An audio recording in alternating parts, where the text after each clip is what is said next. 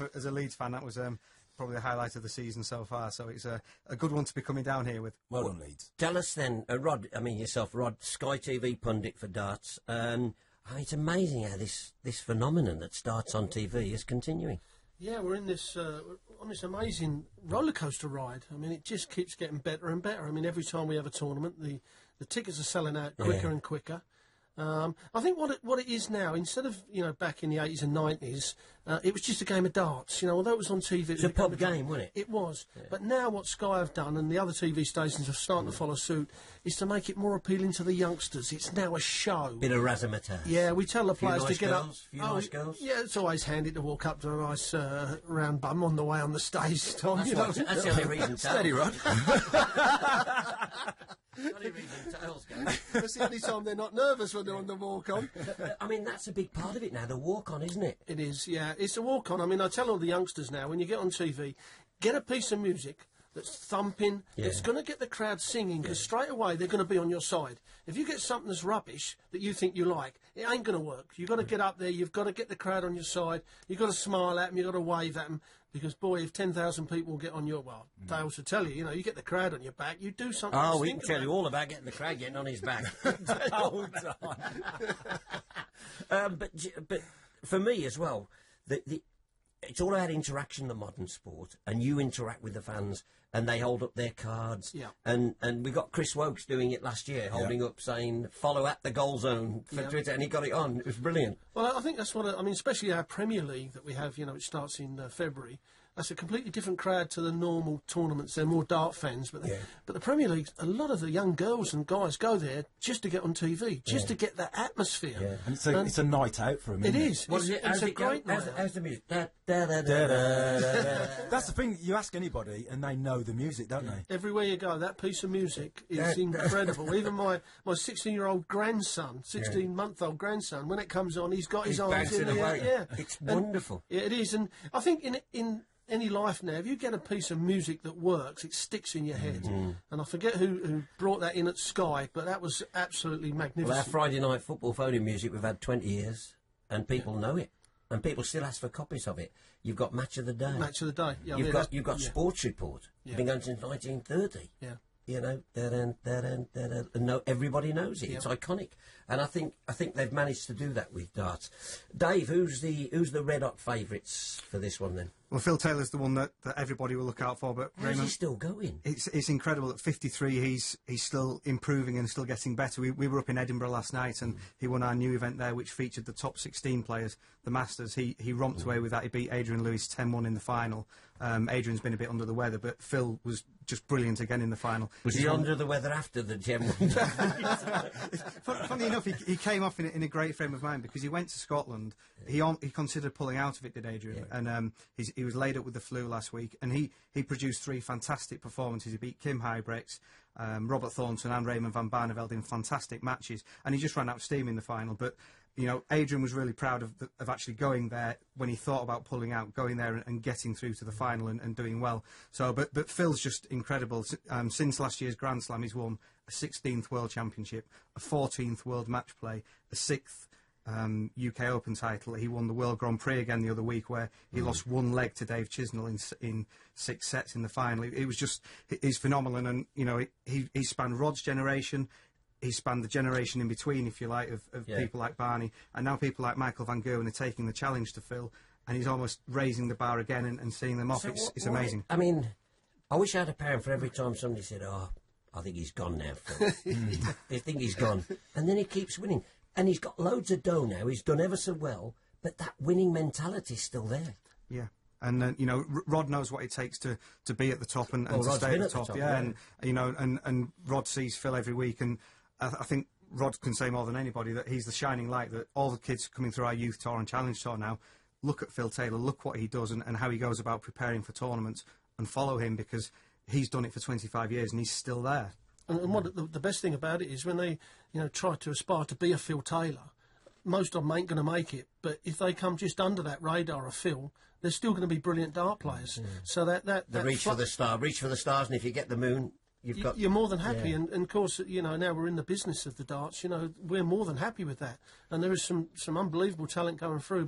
But Phil Taylor, I think if you look in any sport, there are certain people that come out of that sport with that mentality, that mindset, that no one can explain what it is. I mean, you take a piece of that brain and you could feed it to people and they would. I was going to ask you, Rod, what keeps him going after winning so much? Money. Simple as that. I actually interviewed him before the World Championships last year at the Ladbrokes launch, and I said, well, Phil, everybody wants to know, you know, you've been going The secret. since '88, I think I met him. What is the secret? He went, money. You know, it motivates him. But I think when Phil's up there, he's in his own, you know, little palace. He's in command of everybody. He's up there. And when people try to write him off, he comes back stronger because he doesn't like them talking about other people. He had a go at me once. He was talking about Michael van Gerwen. I said, well, at the moment, Phil, he's winning. We don't want to talk about you. And if you're not winning. So he went, right, I'll put that right then. And he did. But he has, I think, as well as the money, there's an overwhelming desire to be number one. Yeah. Yeah, He wants to be the best, doesn't he? Yes. And he was all the talking time. about that last night as well, that he knows that he's probably got another 3 or 4 years left of his career. He sat down with Barry probably about 6-8 months ago, and they said, let's do another 5 years together, and then we'll both sail off into the sunset. Phil wants to win as much as he can and before he retires. He's not happy with second place. He wants to win. He wants to get to 20 World Championships and to 18 World Match Plays. And it's frightening to think that actually the way he's playing at the moment, he'd probably have half a chance of doing that. But you look, this time last year, Michael van Gerwen had just won the World Grand Prix event and went to the Grand Slam, lost to Barney in the final. He knocked Phil out on the way. He's won well over £500,000 in the last year. So he's an example now. He's 24. He's a very rich young man, but he's also a very successful young man that people are trying to follow. He's nearly as rich as you, Tails, I think. No, steady. But, you know, and what Michael's done in the last year has been an inspiration to a lot of the younger players who are coming through. And even someone like Peter Wright, who's won through the wildcard qualifier today. Peter came out last week and said that what Michael's done has inspired him to get into the world's top 16. I'm just looking at the list of the seeded players, but also everybody else. Every single one of them has won something. Every one of them has got credibility as a darts thrower. Yeah, there's great depth now. Well, there's so many tournaments that we're putting on now. I mean, the calendar for next year, I think we've got 48 weekends out of the year are full up with tournaments. You know, from a winner of 10,000 up to $250,000 for the winner of the World Championship. So, you know, there is so many tournaments, and I think what Phil Taylor will start to do is cut down on like our minor tour events and pick and choose. He'll play all the TV tournaments, but because he's so good, he keeps his ranking up there and always be in that top 3 because he's always performing in the TV events. He's very hard to beat. So that'll help everybody else out because Phil's nicking all this money, and next year and the year after, he'll put a bit more money back in the pot so they can nick it. But it's never been so popular. The sport never, ever been so popular. And your lad almost made it into the Civic, didn't he? Yeah, I mean, he went into qualifiers today. He's just been playing. He's been playing about 3.5 years now. It was ironic, although he's my son and been brought up to darts. I was in Vegas when he was born at a tournament. But he was never really a dart player. He played football, then it was golf, really good golfer. Then he went ice hockey for 3 years for Chelmsford. Oh, did he play for Chelmsford? Not the first team, but he played for Chelmsford. Yeah, all that. And that was a job watching a 15-year-old kid getting battered by 18-year-olds on the ice. It was a job sometimes not to hop over there and have a dig in myself, you know. And then 3.5 years ago, he come to Q School and said, you know, I'll have a go at this. And the progression that he's done, and not only him, a lot of the other kids, I think he's finally learnt now, and he's listened to us in the other room, so I better be careful. He's learnt that it ain't going to happen today, it ain't going to happen tomorrow. You know, it's like an apprenticeship. It'll happen in 5 years' time, perhaps. If it comes before there, all well and good. But the improvement I've seen in the last year has been incredible, where he's sat back and thought, right, yeah, that didn't work for me, but it'll work tomorrow and the next day. And a lot of the youngsters have to realise that they ain't going to get it now. It's down the road when you... I never thought the day would come when darts would be really sexy, but it is, isn't it? It's a sexy sport now. You only have to see the youngsters that turn up.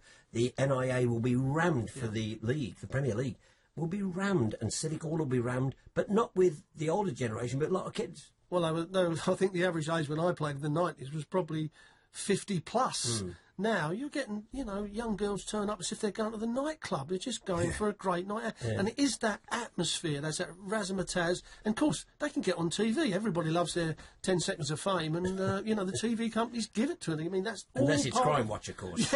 Yeah, don't sit with someone else's wife. But the great thing as well is that they're seeing outstanding sport, at the top level. If they come to the first round of the Grand Slam on Saturday or Sunday, they'll see 8 matches per session, and they're seeing people like Phil, Barney, Kevin Painter, Robert Thornton, Kim Hybrex, players who've been there and done it in the game. They're going to see 8 matches per session, and going through the week, obviously the format gets longer, but you're seeing these top names, but you're going there, you're having a great night, you're able to interact, you feel like a part of the event. There are some sporting events now where you pay your money, you turn up, sit there and go away again, and you don't really get to interact, you don't feel a part of what you've been to watch, whereas hopefully with the darts, that's what we're creating for people, that they can come along, enjoy it, have a couple of drinks, get a 180 card, write your message on it, dress up in fancy dress, cheer on your favourite players, and and just generally have a good time. Well, we're all over the world this draw, so let's move on with it, and let's see who's going to be playing who, and see if it throws up some tasty. Right, so Tails is going to pull out. Yeah, Tails will pull out the ball. So I'll shake the bag. I get excited when I get the bag.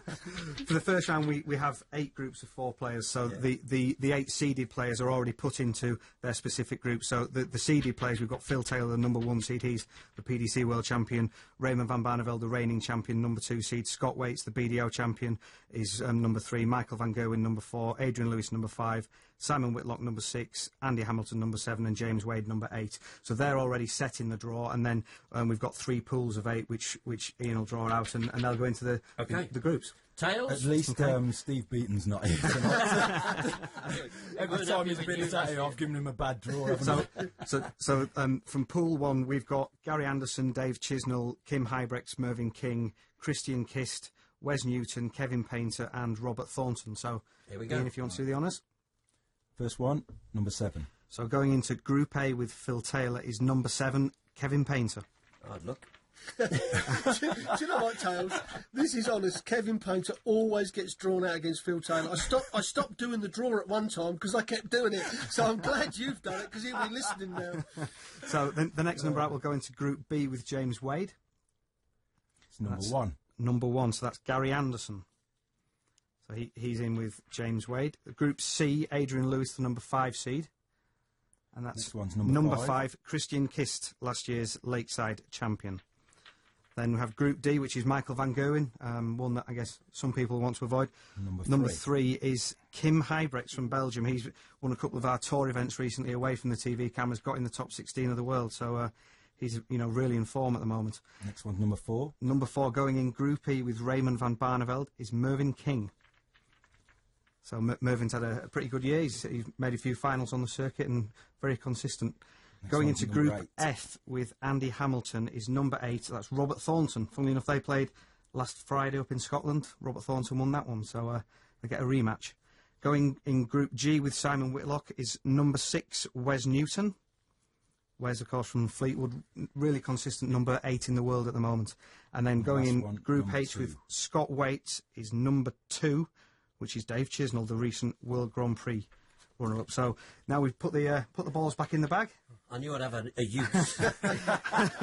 well done, Tom.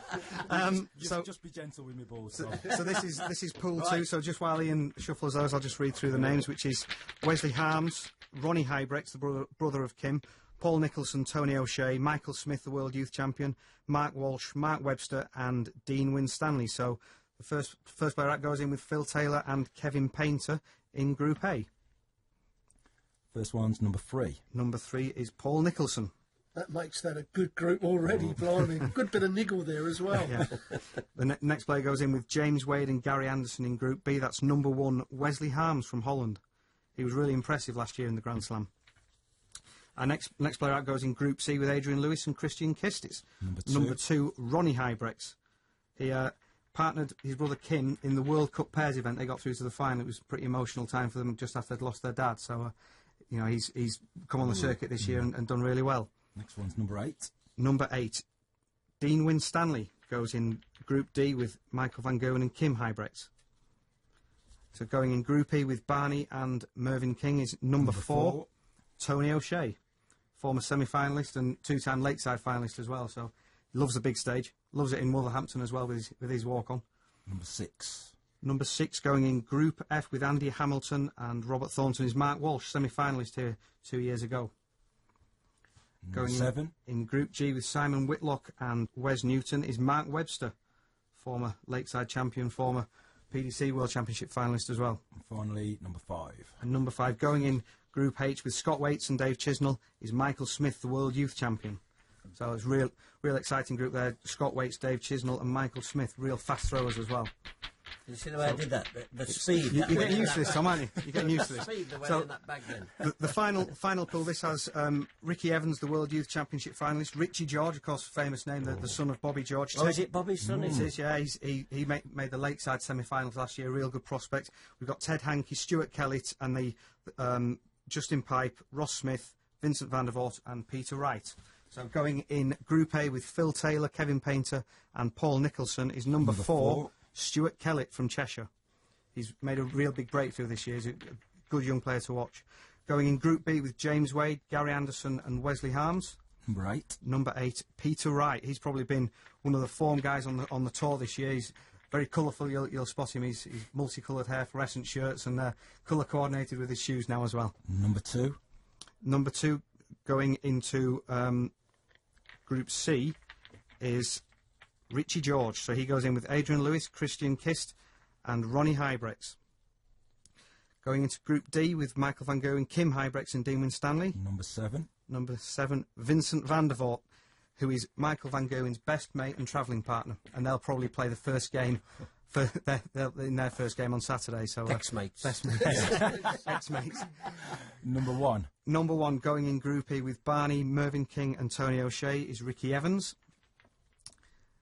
Should be 3 left. Number 5. Number 5 going in Group F with Andy Hamilton, Robert Thornton, and Mark Walsh is Justin Pipe. That's definitely going to be the slowest group, that one. Going into Group G with Number Simon Whitlock, Wes Newton, and Mark Webster. Number 6. Ross Smith. He's the Challenge Tour Order of Merit winner this year. Real good emerging young player from Kent. Real good talent. And the last one, number 3. The last one, number 3, going into Group H with Scott Waits, Dave Chisnell, and Michael Smith is Ted Hankey. Of course, everybody loves to go and watch Ted. And that concludes the draw. I wanted to say that. That concludes the draw for the Grand Slam 2013.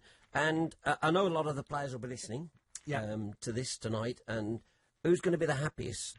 I mean, Dave who's going to come looking for me? Yeah. Certainly Kevin Painter and Nicholson. Tails is coming. They're knocking on the door already. Kev would have been sitting there going,